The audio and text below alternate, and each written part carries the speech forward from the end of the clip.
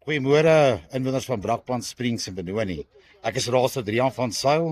Ek is hier saam met raadslid Marlies Herbs. Ons is hier so by Hospitaal en Mynrie weg. Ek gaan vinnig 'n update te gee. Ons het in laasmaand se raadsitting vra aan die MMC gevra oor hierdie probleem wat ons hierso het. En sy het ons geantwoord en vir ons gesê hulle gaan begin met tydelike herstelwerk.